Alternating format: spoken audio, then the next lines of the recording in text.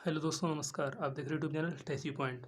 तो UP cadet में जो स्टूडेंट्स पीएजी ग्रुप के होते हैं, जो इंटरेस्ट देते हैं, उनमें एग्रीकल्चर के कुल 60 प्रश्न पूछे जाते हैं। तो इन 60 में से 25 क्वेश्चन अकेले ही एग्रोनॉमी के सब्जेक्ट से आते हैं। तो आज के इस वीडियो में हम एग्रोनॉमी के जो बहुत ही सिलेक्टिव क्वेश्चन है वो हम ढूंढ के लाए हैं, उनको डिस्कस करेंगे। साथ में जो पिछले वर्ष 25 प्रश्न आए थे, उन सभी प्रश्नों को भी इसी वीडियो में आगे चल के हम लोग डिस्कस करेंगे। और हमारे चैनल के वीडियोस की अगर आपको पीडीएफ चाहिए तो वो हमारे टेलीग्राम चैनल पर आपको मिल जाएंगी। आप उसे लिंक के माध्यम से ज्वाइन कर सकते हैं। तो चलिए स्टार्ट करते हैं। तो यहाँ पर एक चीज़ और बता दें, जो कोई भी शब्द अगर दिया जाए उसके बाद में अगर वाई आए या लॉजी आए तो ये सभी ग्रीक भाषा के होते हैं। ठीक है, तो यहाँ पर पूछा गया एग्रोनॉमी किस भाषा से, तो एग्रोनॉमी में जब वाई आ रहा है ना तो ये ग्रीक में चला जाएगा। और यहाँ पर कल्चर आ रहा है तो जिनके पीछे कल्चर आता है वो सभी लैटिन भाषा से होते हैं। अपेक्षा यहाँ पर पोमोलॉजी को छोड़ देते हैं कि पोमोलॉजी लैटिन ग्रीक दोनों में आता है। ठीक है, लैटिन ग्रीक मिक्स का वर्ड है वो। ओके, तो ये दोनों क्वेश्चन यहाँ पर क्लियर हो रहे हैं। एग्रोनॉमी ग्रीक है और एग्रीकल्चर लैटिन है। अगला प्रश्न है, पावर टिलर का उपयोग किस फसल में सर्वाधिक करते हैं, तो इसका सही आंसर होगा धान।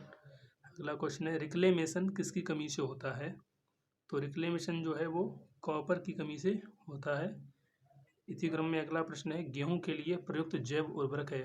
आप इन क्वेश्चन को साथ साथ में करते चलिएगा, जिससे आपको अपना लेवल पता चल पाए और आपका जितना स्कोर हो वो हमें कमेंट सेक्शन में बता सकते हैं कि आप कितना कर पाए। तो गेहूं के लिए प्रयुक्त जैव उर्वरक पूछा गया है, बायो फर्टिलाइजर पूछा गया है। ऑप्शन में राइजोबियम है, यूरिया है, एजोटोबैक्टर और नॉन ऑफ दीज। तो यहाँ पर ऑप्शन से हम टिक करेंगे। राइजोबियम जो होता है वो दाल वाली फसलों के लिए करते हैं, दलहनी फसलों में। यूरिया ये जैव उर्वरक है ही नहीं, ये तो फर्टिलाइजर है, रासायनिक है। एजोटोबैक्टर का यूज हम गेहूँ में करते हैं। ठीक है, सी ऑप्शन सही होगा। अगला प्रश्न है, निम्न में से भारतीय सरसों कौन सी है, तो ऑप्शन है ब्रेस्का ओलेरिसिया है, ब्रेस्का नाइग्रा है, ब्रेस्का जंसिया है और नॉन ऑफ दीज है। तो जो भारतीय सरसों है इंडियन मस्टर्ड, वो है ब्रेस्का जंसिया। सी ऑप्शन, बी ऑप्शन इसका सही होगा। अगला क्वेश्चन है, गेहूं की सिंचाई में सबसे महत्वपूर्ण क्रांतिक अवस्था, तो वो है CRI, जिसे शिखर जड़ अवस्था के नाम से भी जानते हैं। अगला है, धान में चावल की प्रतिशत मात्रा कितनी होती है, तो ये पूछा गया। ऑप्शन में है 30, 50, 80 और 66। इसको हलिंग परसेंटेज के नाम से भी जानते हैं। इसका डी ऑप्शन सही होगा, 66। ठीक है, हलिंग परसेंटेज के नाम से भी इसको जानते हैं। तो वो कितना होता है, 66%। नेक्स्ट है, सर्वाधिक प्रोटीन युक्त फसल है, तो इसमें से देखते हैं। ऑप्शन में है मसूर, मक्का, चना, सोयाबीन। तो इसमें जो है वो सोयाबीन सही जाएगा। ठीक है, अगला क्वेश्चन है, तोरियां बोने का सबसे उपयुक्त समय है। ऑप्शन में मई, मार्च, नवंबर और सितंबर का प्रथम पक्ष। तो इसका सही आंसर जाएगा बी ऑप्शन, सितंबर का प्रथम पक्ष या प्रथम पखवाड़ा।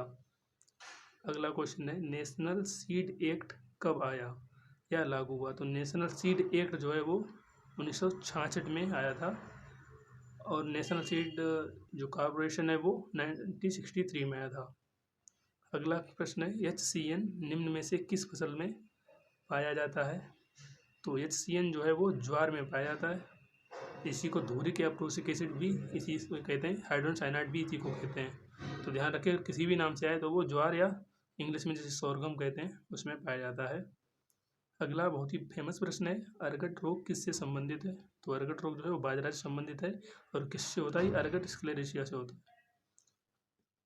अगला प्रश्न है, अवरोधी प्रजाति किसकी है, तो अवरोधी जो है चना की बहुत ही फेमस वैरायटी है। इन सभी क्वेश्चंस को आप रट लीजिएगा, क्योंकि एग्जाम आपका बहुत ही जल्द है। और इस तरह के क्वेश्चन बिल्कुल भी ना छोड़ें, क्योंकि ये बहुत ही अच्छे क्वेश्चन है। नेक्स्ट है, मूंगफली का जन्म स्थान है वो है ब्राज़ील। अगला क्वेश्चन है, गन्ने की अधसाली फसल की बुआई का क्या समय है, अधसाली पूछा गया है तो अधसाली की होती है जून जुलाई। ठीक है, इसी क्रम में अगला क्वेश्चन है हमारा, धान का खैरा रोग किस तत्व की कमी से होता है, तो ये तो क्वेश्चन बहुत बार पूछा गया है। ऑप्शन में है जिंक, SN, MN और Mg, मैग्नीशियम, मैंगनीज वगैरह। तो इसका जो सही आंसर है वो है जिंक या जस्ता की कमी से होता है। अगला क्वेश्चन है, बुआई के लिए आलू के आकार होना चाहिए, जो व्यास होता है कितना होना चाहिए, तो वो 2.5 सेंटीमीटर होना चाहिए। 2.5 से 3 सेंटीमीटर राइट होता है, तो यहाँ पर 2.5 दिया गया, वो हम सही करेंगे। अगला है, पके हुए गन्ने की ब्रिक्स परसेंटेज कितनी होती है, वो 18% होती है। और वारालक्ष्मी प्रजाति संबंधित है, तो वारालक्ष्मी बहुत ही फेमस वैरायटी है कपास की, तो बी ऑप्शन सही होगा। नेक्स्ट टर्म है, टेसलिंग और सिल्किंग संबंधित है, तो ये दोनों टर्म ही जो है ये मक्के की फसल में किए जाते हैं। ठीक है, मक्के में जो एमास्कुलेशन होता है उसी को ही टेसलिंग कहा गया है। ठीक है, तो ध्यान रखें, तो इसका ए ऑप्शन सही होगा। कोई भी क्वेश्चन है आप हमें कमेंट बॉक्स में पूछ सकते हैं। नेक्स्ट है, धान में रोपाई प्रति वर्ग मीटर कितने हिल्स होने चाहिए? तो वो 50 हिल्स होने चाहिए 1 वर्ग मीटर स्क्वायर में। यहाँ पर और है, मक्के की प्रोटीन जिन कहते हैं, धान की प्रोटीन को ओराइजिन और गेहूं की प्रोटीन ग्लूटिन कहते हैं। तो ये तो हमारे सभी नए क्वेश्चन। अब बात करेंगे जो इन लास्ट ईयर आए थे, प्रीवियस ईयर, पिछले वर्ष जो एग्रोनॉमी के आए थे क्वेश्चन।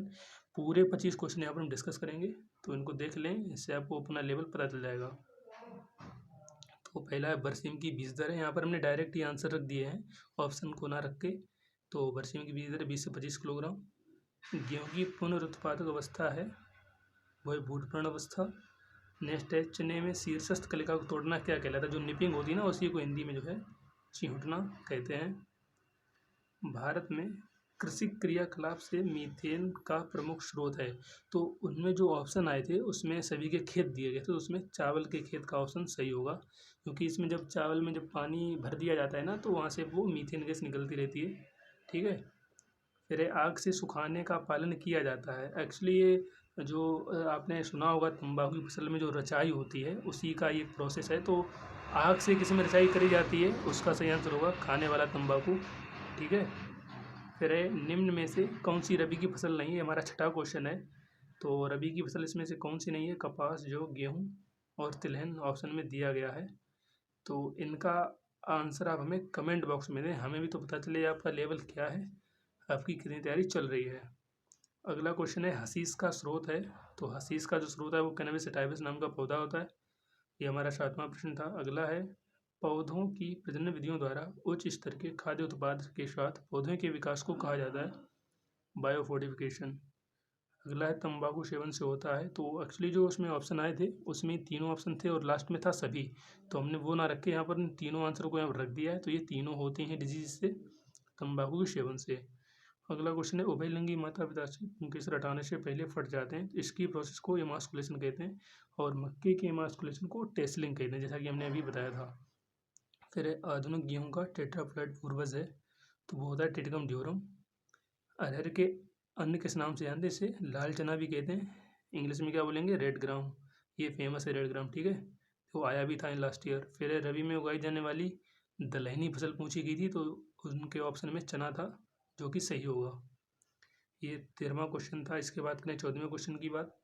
तो मकई की फसल में सिंचाई की सबसे महत्वपूर्ण अवस्था है, तो वो है पुष्पन, फ्लावरिंग और बीज निर्माण, सीड फॉर्मेशन। फिर है, कौन सी फसल देसी ब्रेसिका जिनसिया के अंतर्गत आती है? तो वो है राई। इसकी पीडीएफ आपको टेलीग्राम चैनल पर मिल जाएगी, आप वहाँ से जाके इसको देख सकते हैं, पढ़ सकते हैं और सेव भी कर सकते हैं। फिर जो अगला क्वेश्चन आया था 16वां क्वेश्चन, निखालिस बाजरा की बीज दर जो है वो 3 से 5 किलोग्राम। और शंकर धान का जनक वायल पिंग है, तो वहाँ पर लॉन्ग पिंग दिया गया था, तो यही सही होगा। ये बहुत ही अच्छे साइंटिस्ट थे। फिर है, भारतीय गेहूं एवं जौ अनुसंधान स्थित है, तो वो है करनाल में। और नेशनल फूड सिक्योरिटी मिशन 2007 में आया। धान के गहरा रूप की खोज जो है वो वायल नेने ने करी थी। और SRI किस विधि की है, किस फसल की विधि है? तो वो धान की नर्सरी की मेथड होती है एक, सिस्टम ऑफ राइस इंटेंसिफिकेशन। तो कभी फुल फॉर्म भी पूछ लेते हैं। फिर ये आशीर्वाद किस फसल की किस्म है? वो है राई की। यहाँ पर हमने डायरेक्ट आंसर रख दिए हैं, ये लास्ट ईयर का ही क्वेश्चन है। हरी खाद के लिए फसल, तो वहाँ पर ऑप्शन में ढेंचा था, तो वो ढेंचा सही होगा। ढेंचा से नहीं, ये सब हरी खाद की फसलों में यूज किए जाते हैं।